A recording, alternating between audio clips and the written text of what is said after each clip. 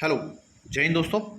स्वागत है आपका फिर से हमारे इस यूट्यूब चैनल में जिसका नाम है सीजी नॉलेज विद डीके में। ओके, आज हम जो है सीजीपीएससी जो एमसीक्यू जो क्वेश्चन है उसमें हम जो है आने वाले जो भर्ती होने वाला है प्यून, उससे रिलेटिव याद है ना कुछ एमसीक्यू क्वेश्चन आपको लेकर लाया है। ठीक है, चलिए तो शुरू करते हैं। क्वेश्चन देखते हैं क्या है कैसा है। ठीक है जी, पहला क्वेश्चन है, याद रखना, एक भक्ति दर्शन है ना, एक दर्शन शास्त्र का क्वेश्चन है ना, ये है दर्शन शास्त्र का क्वेश्चन है। इसमें ऐसा है कि पुष्टि मार्ग का, याद रखना, आपका संस्थापक कौन है, ये बताया गया। पुष्टि मार्ग की संस्थापक कौन है। ठीक है, तो याद रखना पुष्टि मार्ग के जो संस्थापक है वो कौन है, वो याद रखना आपका वल्लभाचार्य है ना, वल्लभाचार्य। देखो वल्लभाचार्य के बारे में याद रखना, ट्रिक याद रखना, जिसका नाम है आपका वल्लभाचार्य, आपका व सु रु और क्या है आपका पू, व सुरुपु।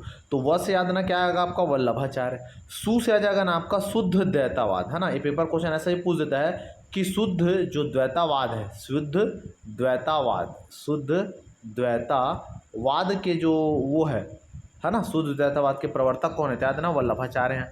रू से याद ना आपका रुद्र संप्रदाय, याद ना रू से कौन सा आपका रुद्र संप्रदाय के समर्थक या संप्रदाय कौन है, तो आपका यही है आपका। ओके, उसके अलावा जो पुष्टि मार्ग है ना, उनके संस्थापक कौन है, याद ना वल्लभाचार्य। तो स से आपका शुद्ध द्वैतवाद, रू से आपका रुद्र संप्रदाय, अब पू से कौन सा आपका पुष्टि मार्ग। ठीक है, अगला देखते हैं।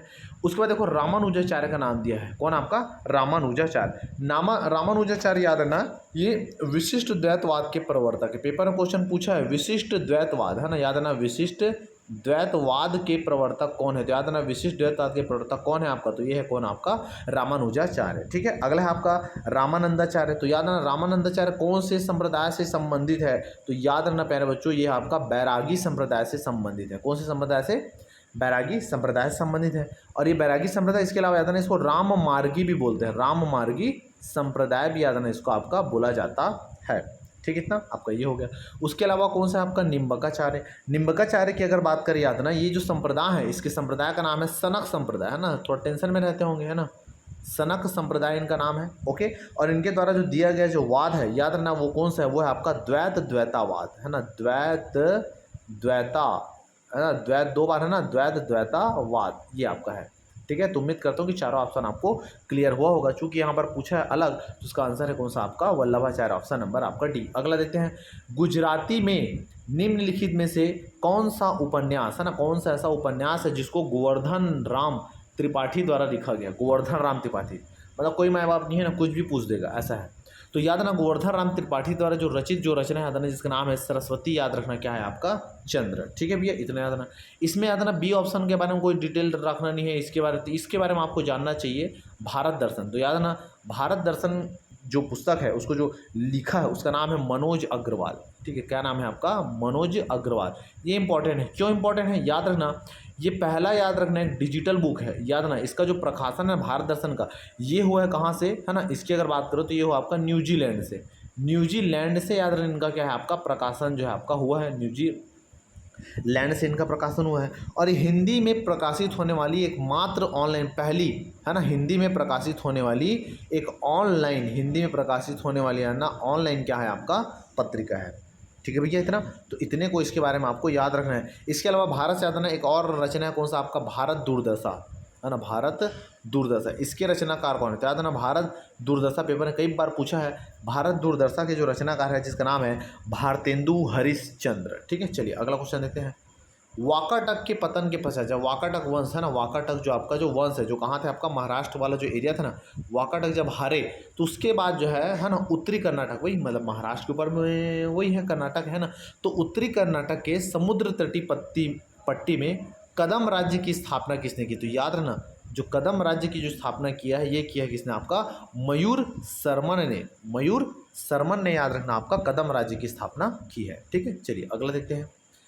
प्राचीन काल में कृष्णा और गोदावरी नदियों की घाटियों में निम्नलिखित में से इस मूर्ति कला का विकास हुआ है। ठीक है, देखो अब यहाँ पर थोड़ा देखते हैं है ना, यहाँ पर आप देखें। ठीक है, प्राचीन काल में बोल रहा है गोदावरी है ना, दो नदी याद है ना, एक आपका कृष्णा एक आपका गोदावरी। देखो भारत का अगर नक्शा देखोगे तो ये हमारा क्या है आपका भारत का नक्शा है, ये ऐसा है ना। ठीक है, थोड़ा सा इधर उधर बन गया है, थोड़ा सा भावनाओं को समझना, ये भारत का नक्शा है, थोड़ा सा अच्छे से बनाते हैं। ठीक है, ये हो गया, ये अपना हो गया, ठीक है, ये हो गया और ये इधर आपका है ना। अब है ना क्या बोल रहा है, कृष्णा नदी और का गोदावरी देखो, गोदावरी देखो ये अपना महाराष्ट्र है, ये अपना क्या है महाराष्ट्र है। ओके, जो गोदावरी नदी निकलता है वो नासिक से निकलता है, यहाँ से निकलेगा कौन सा आपका गोदावरी नदी। उसके बाद है ना, उसके बाद निकलेगा कौन सा आपका कृष्णा नदी, गोदावरी और आपका कृष्णा नदी।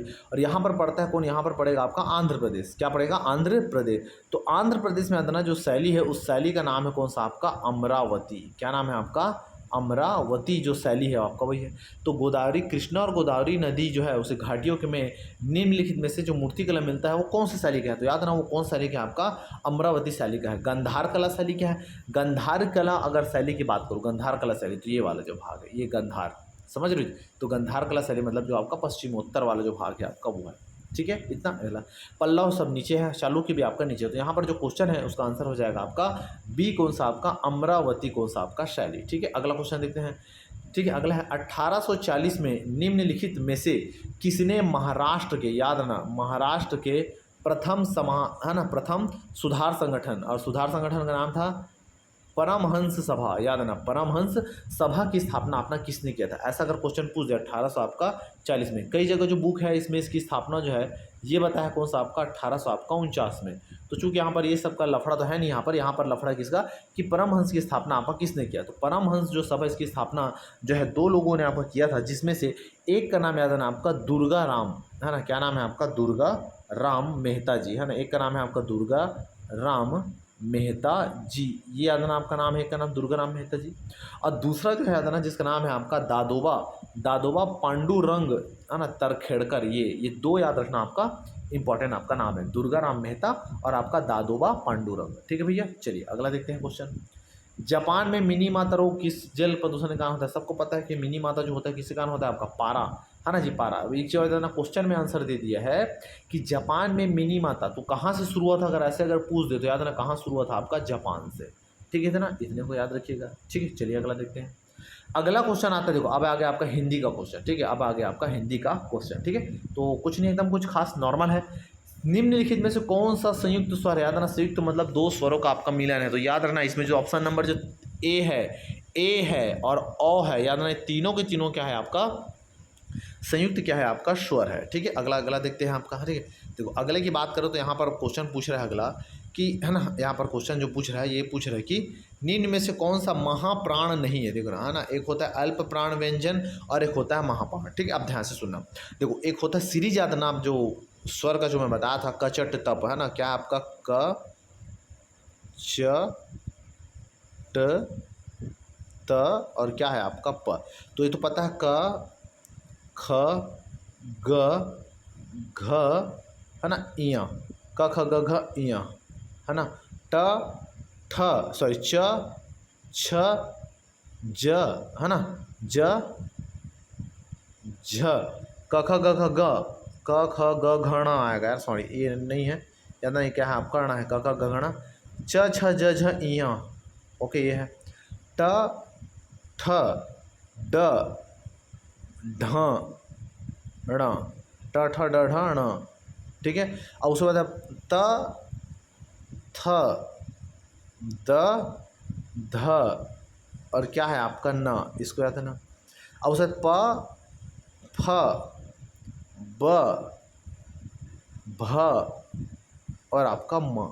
ठीक है, एक बार अच्छे से और सुन लेना, ये भ है। ठीक, अब इसमें याद रखना, देखो 5 है एक सीरीज में, 1 2 3 4 5 सब में 55 है, एक लाइन में 55 तो याद ना महाप्राण जो व्यंजन है याद ना, ये जो सीरीज में जो दिख रहा है ना उसमें याद ना एक महाप्राण होता है एक अल्प प्राण होता है। तो यहाँ पर जो 5 है 1 2 3 4 जो 5 जो सीरीज में लिखा है उसमें याद रखना। ठीक है, दूसरे नंबर का और चौथे नंबर का जो वर्ण है या जो स्वर है, दूसरे नंबर का और चौथे नंबर का याद ना आपका जो वर्ण है ये कहलाता है आपका महाप्राण। और बाकी मतलब 1 3 और जो 5 है ना, 1 3 5 ये कहलाता है आपका अल्प प्राण। ठीक है, तुम्हारा देखो दूसरे नंबर चौथे नंबर में क्या क्या है, ऑप्शन है मेरे पास क्या है, घ देखो कौन से नंबर में, देखो घ कौन से नंबर में आपका चौथे नंबर में। ओके, आप घ झ भी देखो उससे जस्ट नीचे में, ये भी किस नंबर में आपका चौथे नंबर में, तो ये भी महाप्राण है। उसके बाद कौन है प कौन से नंबर पे आपका पहले नंबर पे है, म कौन सा आपका पहले नंबर पे है।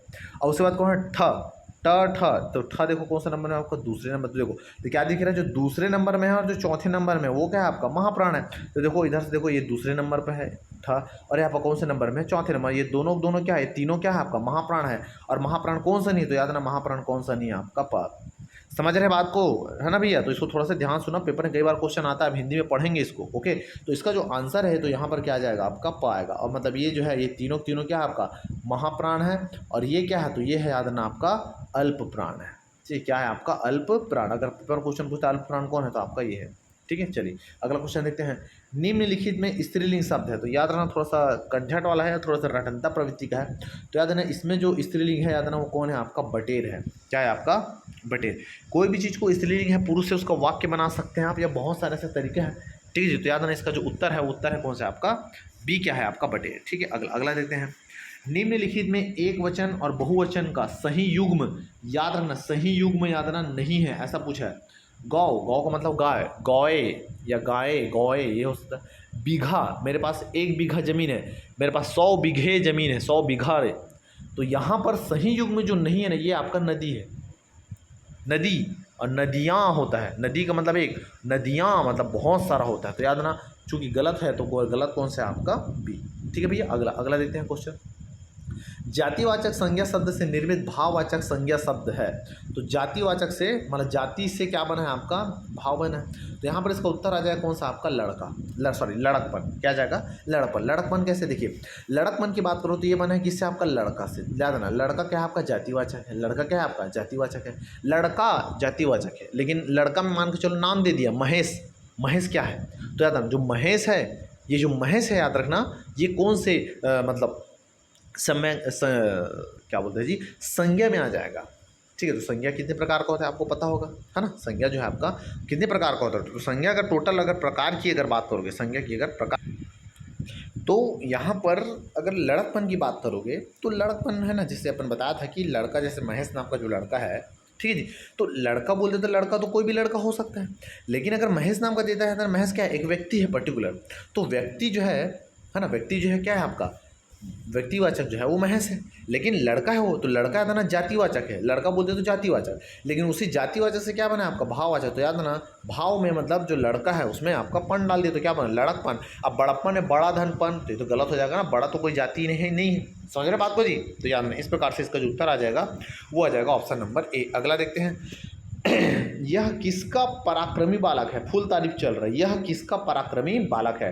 अब देखते हैं इस वाक्य में यह किसका द्योतक है। याद रखना यह क्या चीज़ को बता रहा है, तो याद रखना यह वह यह मतलब बोल रहा है कि बता रहा है कि यह लड़का यह किसका पराक्रमी बालक है, मतलब उसको देख के बोल रहा है, मतलब कन्फर्म बोल रहा है। तो कन्फर्म बोल रहा है मतलब याद रखना इसमें जो अंतर आ जाएगा वो क्या आ जाएगा आपका निश्चयवाचक सर्वनाम आ जाएगा।